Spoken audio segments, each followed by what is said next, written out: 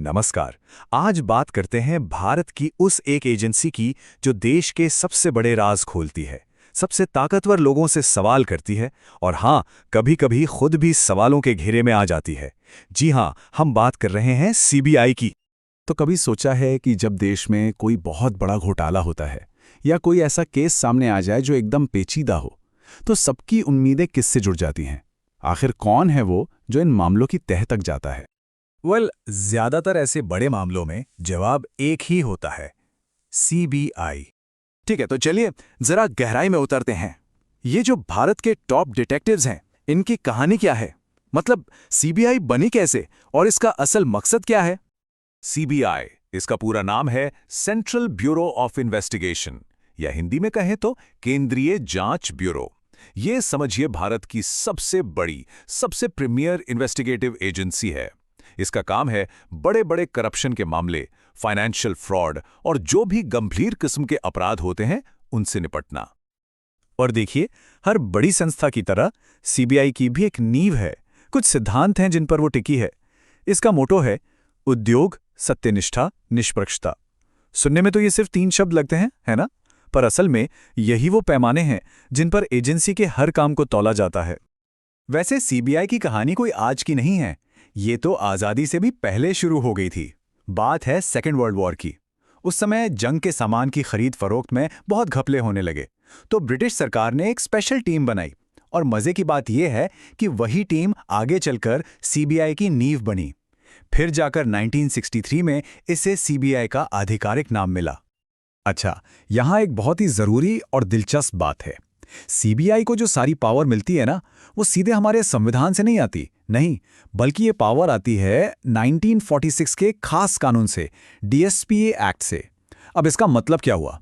इसका मतलब ये है कि ये एक स्टैट्यूटरी बॉडी नहीं है और इसी वजह से इसकी आज़ादी पर, इसकी स्वायत्ता पर अक्सर सवाल उठते रहते हैं। तो अगला सवाल मन में यही आता है कि आखिर सीबीआई के पास किस तरह के केसेस जाते हैं? मतलब वो असल में इन्वेस्टिगेट क्या करती है? देखिए, मोटे तौर पर इसके काम को हम 3 पिलर्स में बांट सकते हैं। पहला, एंटी करप्शन, मतलब सरकारी अधिकारियों और कर्मचारियों से जुड़ा कोई भी भ्रष्टाचार का मामला। दूसरा, इकोनॉमिक ऑफेंस, यानी बड़े बड़े फाइनेंशियल स्कैम, बैंक फ्रॉड वगैरह। और तीसरा, स्पेशल क्राइम्स। ये वो गंभीर, सनसनीखेज मामले होते हैं जो पूरे देश का ध्यान खींचते हैं और जिनकी जांच का ऑर्डर अक्सर सुप्रीम कोर्ट या हाई कोर्ट खुद देता है।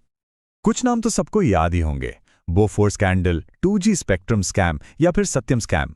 ये वो मामले थे जिन्होंने सचमुच देश को हिलाकर रख दिया था। और इन सब बड़े मामलों की जांच किसने की? सीबीआई ने। इससे अंदाजा लगता है कि एजेंसी कितने बड़े और पेचीदा मामलों से डील करती है। तो जाहिर है, जब पावर इतनी ज्यादा हो तो जिम्मेदारियां और चुनौतियां भी उतनी ही बड़ी होती हैं। और सीबीआई के लिए सबसे बड़ी चुनौती हमेशा से रही है पॉलिटिकल प्रेशर से बचना और अपनी आज़ादी कायम रखना। चलिए इसी को थोड़ा समझते हैं। अब देखिए, सीबीआई डायरेक्टर का पद बहुत पावरफुल होता है। तो ये सुनिश्चित करने के लिए कि उनकी नियुक्ति में कोई पक्षपात ना हो, एक हाई पावर्ड कमेटी बनाई गई है। इस कमेटी में कौन कौन होता है? प्रधानमंत्री होते हैं जो इसे चेयर करते हैं, साथ में होते हैं लोकसभा में विपक्ष के नेता और भारत की चीफ जस्टिस या उनकी तरफ से नॉमिनेट किए गए सुप्रीम कोर्ट के कोई जज। डायरेक्टर को कम से कम 2 साल का एक फिक्स्ड टेन्योर मिलता है, जिसे 5 साल तक बढ़ाया जा सकता है। आइडिया ये है कि वो बिना किसी डर के, बिना किसी दबाव के अपना काम कर सकें। पर क्या ये सिस्टम हमेशा काम करता है? ये अपने आप में एक बड़ा सवाल है। लेकिन अब आते हैं सबसे पेचीदा सवाल पर। क्या सीबीआई को कहीं भी, किसी भी मामले की जांच करने के लिए परमिशन की जरूरत होती है? इसका जवाब छिपा है एक शब्द में, कंसेंट, यानी सहमति। बात यह है कि सीबीआई को किसी भी राज्य के अंदर जांच करने के लिए उस राज्य सरकार की इजाजत चाहिए होती है। और ये इजाजत 2 तरह की होती है।